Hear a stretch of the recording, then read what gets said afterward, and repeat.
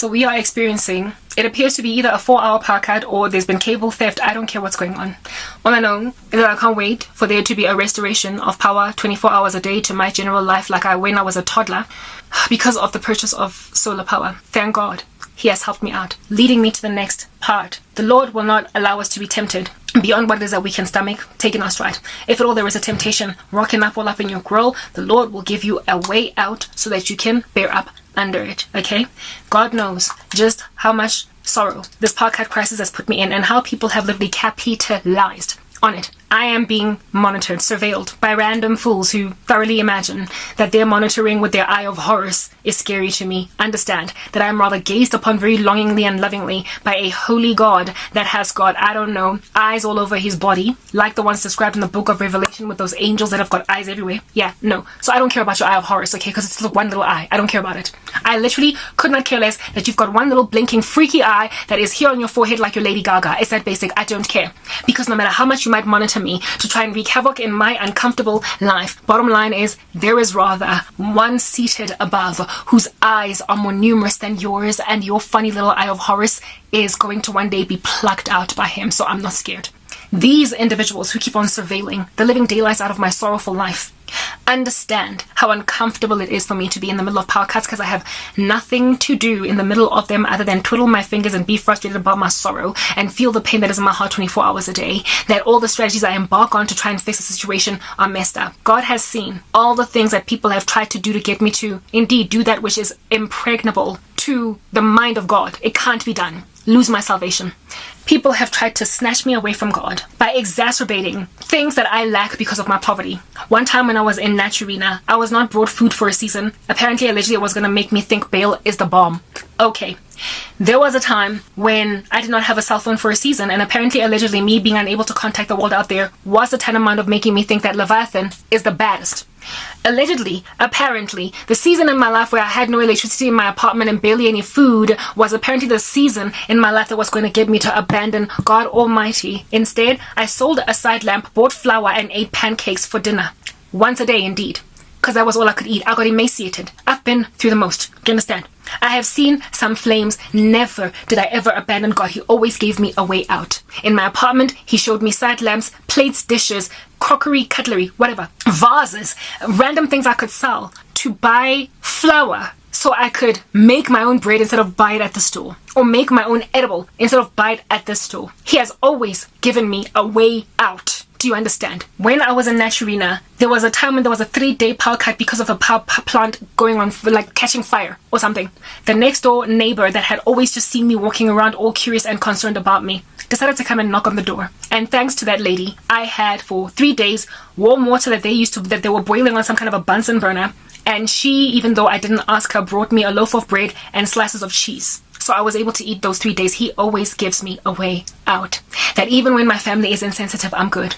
They took away my DSTV, tantamount of entertainment, when I was living all by my lonesome because the neighbors that were living with me on the property had moved out. And so I stopped having access to their, what would be the tantamount of American cable, DSTV. Well, God gave me in that season understanding of the ability to, through mall Wi-Fi, download videos on my cell phone device and project them on my television screen so I can keep myself entertained. So if anything, during that season, because of like secular television being taken away, I ended up consuming a whole bunch of Christian content that I would download at the mall onto my cell phone from Southgate, and then I went back to Naturina and I watched it. He always gave me a way out so I don't have to sit and listen to my sorrow for 24 hours. So don't tell me about electricity being cut for hours on end to make me think about my stupid life, because here it is that I found a way out. I'm recording this video, am I not?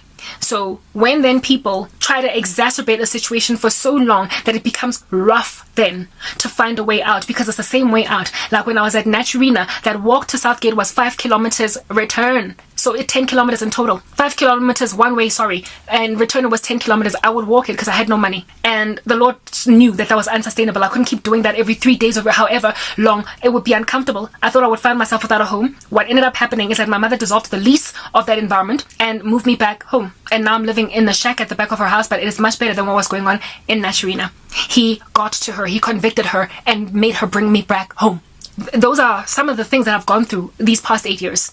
So even when I am surviving like Elijah, eating, drinking from the brook and being fed by the ravens twice a day in the wilderness, he knows that it is unsustainable for Elijah to stay in the wilderness and to keep on drinking from the brook. So he moves her over to the widow at Zarephath, and her flour and oil doesn't run out because of feeding a prophet of God. So when the going gets too tough and the tough gets going and I start to like bash my fist at Emmanuel and life is rough, he stops the situation dead in its tracks because it's unsustainable. I can't keep running indefinitely. That's what's good. I'm jogging. I've got endurance. I'm a marathoner. But even the most athletic marathoner can't just keep running indefinitely. They will be exasperated. They will faint. So just before I'm about to faint, God gives me an open door that is going to be reprieve.